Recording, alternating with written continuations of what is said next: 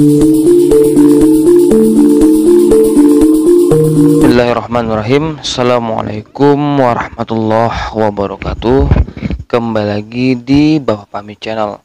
Pada kesempatan kali ini Bapak Fahmi ingin membahas tentang kenapa seseorang yang tak pernah mengamalkan suatu amalan apapun ataupun keilmuan apapun ataupun berguru ataupun mencari ilmu yang bisa dibilang untuk kebatinan ataupun kekuatan gitu kan, tapi di tubuhnya itu terdapat jin-jin fasik ataupun jin-jin yang dapat mengganggu tubuhnya, yang dapat mengganggu kesehatannya dan sehingga mengganggu emosionalnya juga gitu. Nah, BFC akan membahas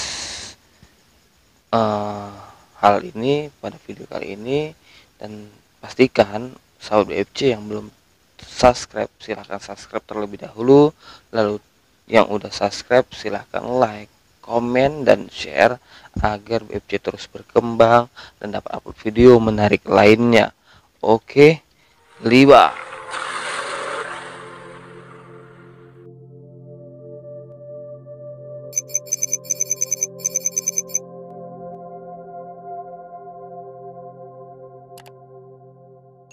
Alhamdulillahirrahmanirrahim. Wassalatu wassalamu ala asrofil anbiya wal mursalin wa ala alihi washabihi ajma'in.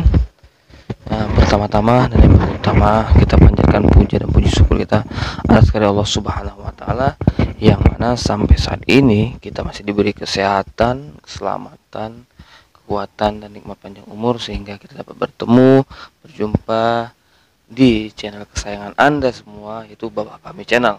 Nah, dan tak lupa pula sholawat berangkaikan salam kita hadiahkan kepada junjungan kita Nabi besar Muhammad Sallallahu Alaihi Wasallam.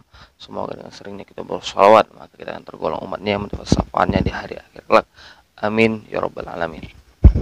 Nah, sebelum melanjutkan pembahasan mengenai kenapa seseorang yang tak pernah mengamalkan apapun tapi di tubuhnya maka banyak terdapat jin-jin fasik dan jin-jin yang dapat merugikan kesehatannya ataupun memicu emosionalnya sehingga tidak terkendali. Nah, jadi BFC menghimbau jika ada yang ingin berkonsultasi ataupun menceritakan pengalamannya mengenai hal-hal gaib, silahkan DM langsung di IG-nya Bapak Fahmi Channel dan jangan lupa untuk follow juga gitu kan.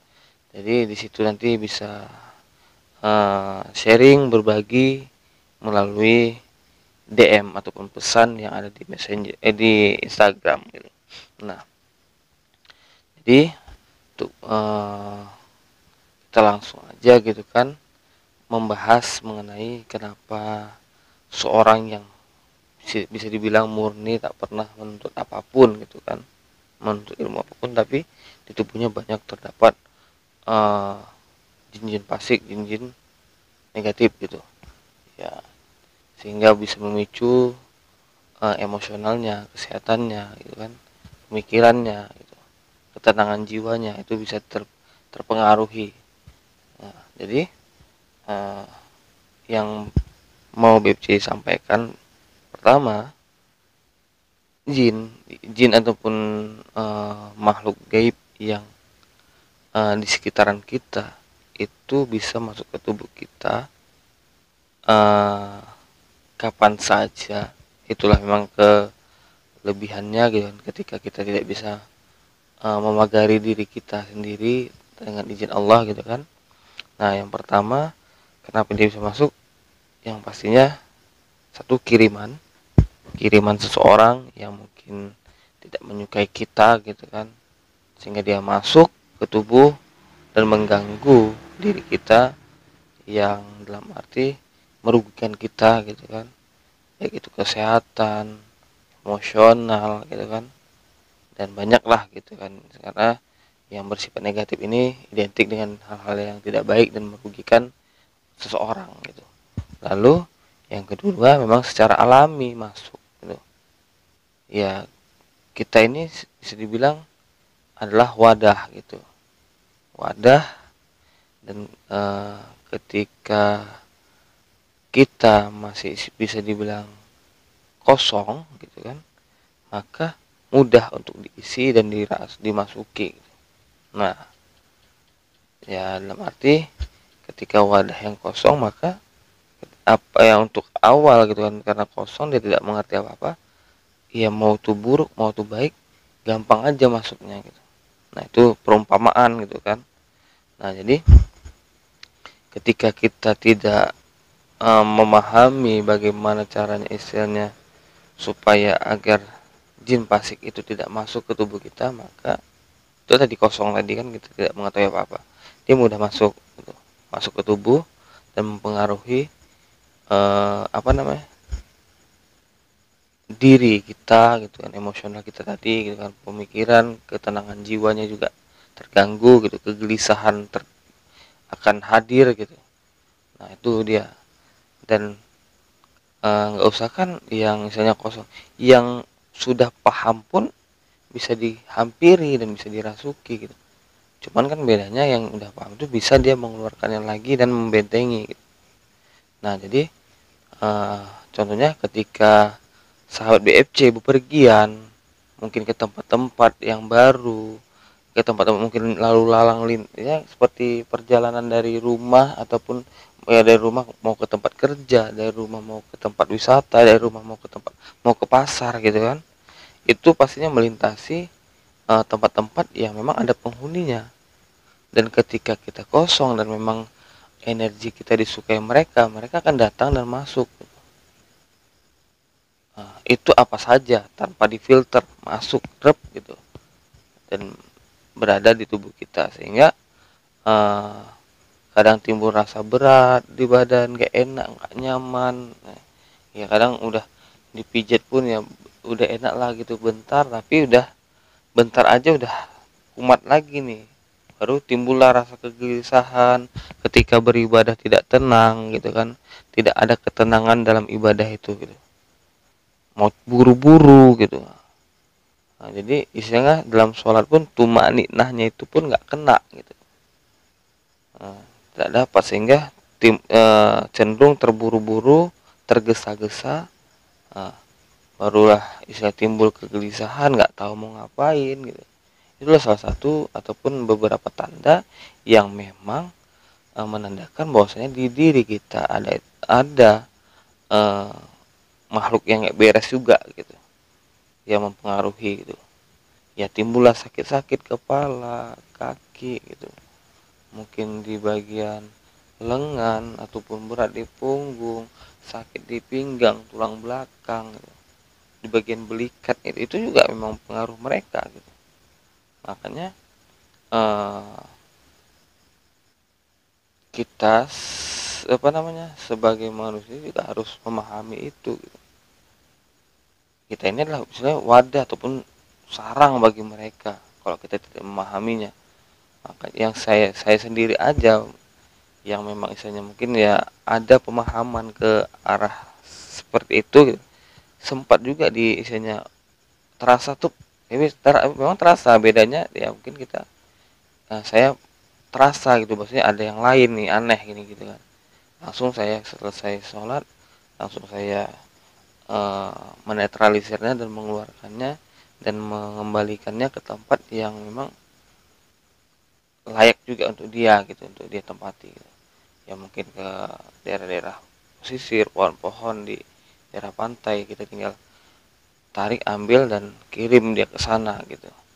Nah, jadi mungkin banyak timbul pertanyaan misalnya kan, tapi saya mau kemana-mana ataupun ke tempat apapun itu selalu berdoa. Iya memang betul berdoa, cuman kebanyakan kita gitu kan sebagai manusia ketika berdoa tuh sebatas di mulut gitu, sebatas di mulut saja, Bismillahirrahmanirrahim. Misalnya mau tidur nih, Bismika Allahumma ahya wa amut misalnya, itu hanya di mulut gitu, tapi di batin tidak gitu. Nah, kalau bisa ketika Bismillahirrahmanirrahim, Bismika Allahumma ahya wa amut, mulut, batin, bahkan seluruh tubuh, pori-pori, usus, ginjal, bahkan limpa semua sekalipun itu mengucapkan itu gitu. sehingga semua tubuh kita ini berdoa gitu, mengalir gitu, walaupun hanya sebatas doa mau tidur gitu. Jadi semua yang kita baca gitu kan, yang kita ucapkan itu tidak hanya di mulut tapi juga di batin. Tak ubahnya ketika orang hanya mengatakan, nggak usah kita alihkan ke, nggak usah ke masalah kebatinan lah, mungkin masalah pekerjaan aja ataupun masalah sosial gitu kan. Ketika orang hanya ngomongnya hanya di mulut, di hati enggak, maka seperti tong kosong bunyi nyaringnya gitu kan. Dia omong aja, janji-janji palsu, PHP gitu kan, ngomong aja gitu kan, tapi tidak dikerjakannya. Nah, A B C D E F G H I J K L M sampai Z dia cuman di mulut, di batinnya enggak. Maka ketika dia tidak mengerjakan yang dia ucapkan itu, tidak ada rasa bersalah gitu, tidak ada kesan, tidak ada yang tinggal, karena memang hanya di mulut. Nah, itu lu udah lupa, lepas gitu. Masih mending ketika mulut dipikirkan, masih mending. Ini udah di mulut lepas gitu aja, di pikiran enggak, di batin enggak gitu, sama udah mau apa dibilang gitu ya. Udah kemanapun kita, bukannya kita istilahnya enggak, bukannya ya, tapi ya bagus mungkin ya kan, ya selalu mengamalkan walaupun hanya di mulut ya, tapi kurang aja gitu, kurang kena lah di hati saya gitu. Ada baiknya ketika mengucapkan Bismillahirrahmanirrahim, mulut mengucap, hati berkata juga gitu. Jadi disitulah kadang kita lengahnya gitu kan, ketika mulut berkata, hati nggak merasakan apa-apa gitu. Tapi ketika mulut berkata, hati merasapi, insya Allah ada kesannya, ada tinggalnya gitu kan. Tapi kalau udah mulut berkata, hati tidak merasakan, otomatis yaudah janji-janji palsu kan. Ya, oke. Nah, jadi disitulah penjelasannya kenapa istilahnya orang yang tak pernah mengamalkan apapun tapi di badannya ini banyak gitu benda-benda yang istilah pun jin-jin negatif, ataupun bahkan bisa aja benda-benda pusaka yang negatif pun bisa masuk gitu, dalam arti bentuknya gaib gitu. Nah, itu berbahaya sebetulnya, karena efeknya ke diri kita juga, ke arah yang negatif ketika kita tidak bisa mengendalikannya. Nah, sedangkan saya aja kadang udah mereka menggampiri ini udah nggak enak nih, nyaman berat ataupun apa, makanya saya langsung inisiatif menetralisirnya gitu. Ya contohnya kayak melakukan pengobatan aja, ketika kita menangani pasien itu, ketika kita memang itu ada gaibnya ataupun ada makhluk ya otomatis ketika kita tarik itu pasti ikut sama kita dulu, baru kita, kalau kita nggak tahu apa, udah rasakanlah sakit gitu. Maka ketika selesai mengobat atau apa ya, kita harus mengobati diri kita juga, dalam arti menetralisir, membersihkan dari energi-energi negatif, sehingga tubuh pasien sehat, kita pun sehat. Nah, jadi itulah sebatas informasi atau pemberitahuan mengenai kenapa orang-orang yang tak pernah mengamalkan apapun, tak pernah menuntut ilmu apapun, tapi banyak jin-jin negatif yang bersarang di tubuhnya gitu. Nah, mungkin itu aja yang bisa BFC sampaikan pada video kali ini.